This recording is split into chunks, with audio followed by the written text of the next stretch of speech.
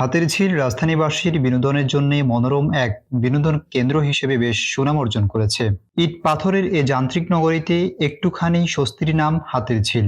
ব্যস্ত নগরীতে জলাধারের চারপাশে যেমন রয়েছে পিচ ঢালা পথ, তেমনি সড়কের পাশে রয়েছে বিভিন্ন ধরনের গাছ। গাছের ছায়ায় প্রাণ খুলে নিঃশ্বাস নেওয়ার ব্যবস্থাও রয়েছে পথিকের জন্য। তবে নান্দনিকে হাতিরঝিলে আতঙ্কের খবর হলো মাঝে মধ্যেই সেখানে ভেসে ওঠে মানুষের মরদেহ। বিষয়টি নিয়ে বুধবার সংবাদ প্রকাশ করছে কালবেলা অনলাইন। প্রতিবেদনে বলা হয়, রাত বাড়লেই জনশূন্য হয় হাতিরঝিল। নিরিবিলি থাকার সুযোগে সেখানে হত্যার পর লাশ ফেলে রাখার খবর যেমন রয়েছে, তেমনি লেকে ঝাঁপ দিয়ে আত্মহত্যার খবরও মেলে। স্বাভাবিকভাবেই তাই প্রশ্ন, হাতিরঝিল কি অপমৃত্যুর নিরাপদ জোন হয়ে উঠছে? রাজধানীর পূর্ব পশ্চিমের যোগাযোগ বাড়িয়েছে হাতিরঝিল প্রকল্প। যানজটের স্থবিরতায় খানিকটা স্বস্তিও দিয়েছে এর সংযোগ সড়কগুলো। মাঝখানে লেক আর চারপাশে সবুজে ঘেরা সড়কে তীব্র গরমেও শীতল পরশ লাগে পথিকের গায়ে। তবে সম্প্রতি শান্ত হাতিরঝিল মাঝে মাঝেই হয়ে ওঠে অশান্ত। মাঝে মধ্যেই মাথাচাড়া দিয়ে ওঠে অচেনা গলির কিশোর গ্যাং।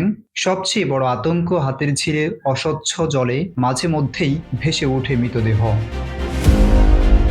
সবশেষ গত 20 এপ্রিল হাতিরঝিলে ভাসমান অবস্থায় রবিন নামের এক যুবকের লাশ উদ্ধার করে বাড্ডা থানা পুলিশ। তার বাড়ি কুমিল্লার চান্দিনায়। তাছাড়া গত 15 এপ্রিল ফয়েজ নামের আরেকজনের লাশ উদ্ধার করে হাতিরঝিল থানা পুলিশ। প্রায় এক যুগ পূর্বে হাতিরঝিল ছিল রাজধানীবাসীর জন্য বিস্ফোরা। ছিনতাইকারীদের ভয়ে দিনের বেলায়ও হাতিরঝিল এলাকা দিয়ে হেঁটে যেতে সাহস করত না মানুষ।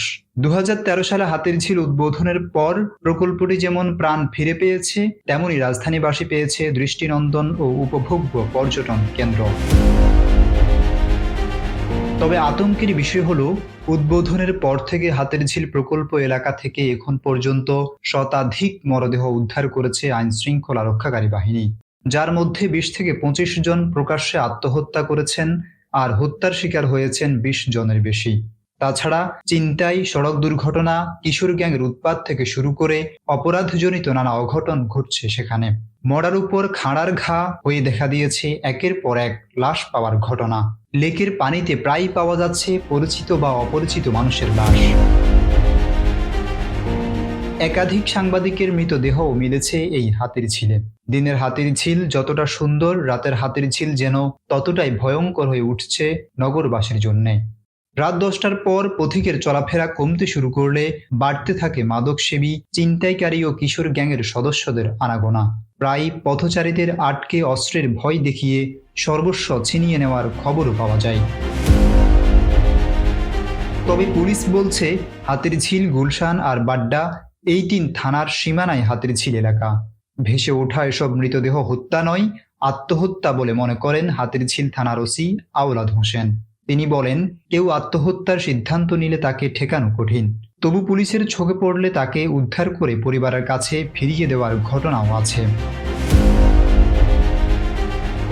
তবে এত কিছুর পরও হাতিরঝিলকে সবার স্বার্থে নিরাপদ করতে প্রশাসন জোরালো ভূমিকা রাখবে, এমনটাই প্রত্যাশা ঢাকাবাসীর। Nazrul Islam, time news desk.